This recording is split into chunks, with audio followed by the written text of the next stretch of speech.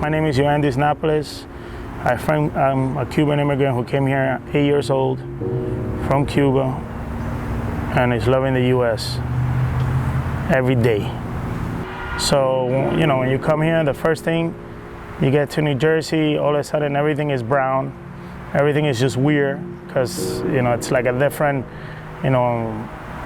society you get into, and now you're just excited. All of a sudden we get to our house, we have like a TV in our room for the first time, and you're like, okay, but we come from Cuba, and in Cuba the government always tells you, oh, you got to be careful because when you get to the U.S.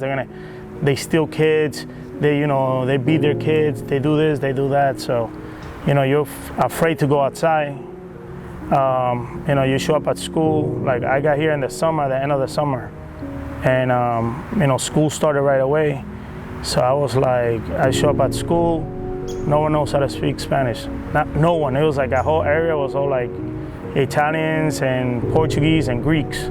So we went to school and, we were like the weird kids because we were just dressed weird. We had everything, different than everybody else. Plus we didn't speak the language. So yeah, you were bullied. They were used to make fun of you and stuff like that. But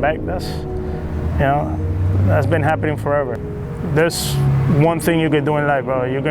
If somebody tries to hold you down, and you can become a victim, or you can just use that as fuel for you to just, So if you want to be the victim, and everybody wants to push everybody to be a victim.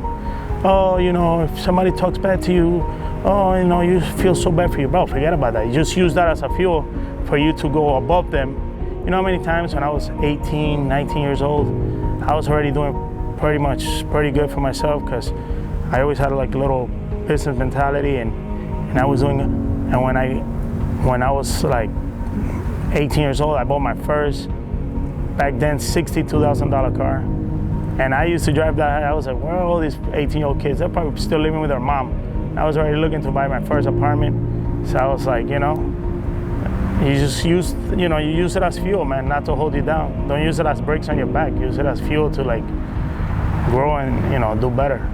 And then, when the day comes that you improve on yourself, then you don't have to worry about, and then you can help other kids who are being bullied, and you can help other people when they're, when they're down on their luck.